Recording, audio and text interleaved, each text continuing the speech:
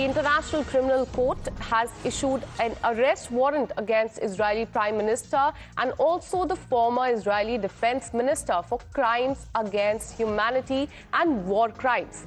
Prime Minister of Israel has in fact tweeted. He has said that the decision of the International Court is a modern-day trial and it will end the same way is the charge that is coming from the Israeli Prime Minister. But definitely this, decision has come wherein the International Criminal Court has issued an arrest warrant, in fact, against the Prime Minister of Israel and also the former Defence Minister for crimes against humanity and the war crimes as far as the entire scenario in Israel is concerned. And we also heard the reaction. In fact, this is a reaction that has come from the Prime Minister of Israel, where he said, and he has condemned this decision of the International Court, saying that this is a modern-day trial and it will end the same way.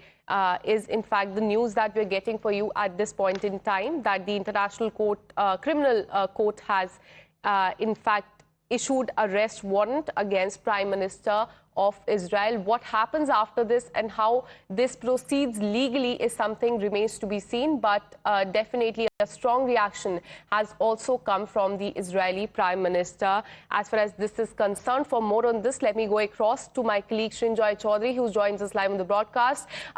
Arrest warrant has been issued against the Israeli Prime Minister and also the former Defence Minister of Israel. Put this into context for us as to how this entire legal matter started.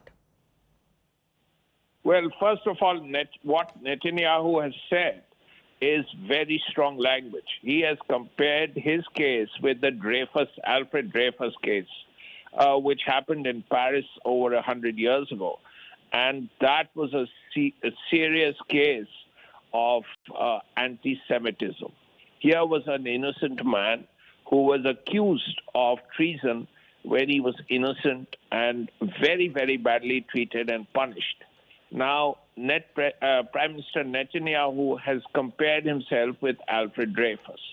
Now, that's a very significant point, which is basically a way of negating everything that the ICC has done. Of course, the ICC's case rests on the fact that there have been so many casualties in Gaza, over 40,000, many of whom have been women and children, primarily because of Israeli bombing in the fight with the Hamas.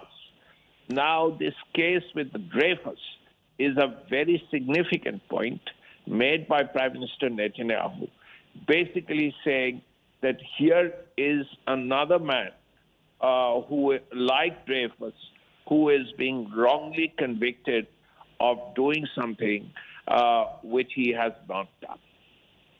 Well, absolutely. So this is as far as the arrest warrant to Israeli Prime Minister is concerned. He has been accused of war crimes. And also in a statement, the court has said that they have reasonable ground to believe that, in fact, the Prime Minister bears the criminal responsibility for the war crimes. Listen in.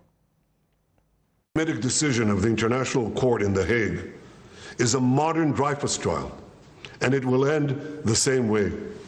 130 years ago, the French Jewish officer Alfred Dreyfus was falsely accused of treason by a biased French court. In response to these false accusations, the great French writer Émile Zola wrote his monumental essay, J'accuse. He accused the French court of anti-Semitic lies against an innocent officer who was later exonerated of all guilt. Now an international court in The Hague, also headed by a French judge, is repeating this outrageous offense. It is falsely accusing me, the democratically elected Prime Minister of the State of Israel, and Israel's former Defense Minister, Yoav Gallant, of deliberately targeting civilians. This when we do everything in our power to avoid civilian casualties. We issue millions of text messages, phone calls, leaflets to the citizens of Gaza to get them out of harm's way, while the Hamas terrorists do everything in their power to keep them in harm's way, including shooting them, using them as human shields. The court in The Hague accuses us of a deliberate policy of starvation. This when we've supplied Gaza with 700,000 tons of food to feed the people of Gaza. That's 3,200 calories for every man, woman, and child in Gaza. And these supplies are routinely looted by Hamas terrorists who deprive their people of much-needed food. Yet just in the last few weeks, Israel facilitated the vaccination of 97% of the people of Gaza against polio. This doesn't prevent the court of accusing us of genocide. What in God's name are they talking about in The Hague?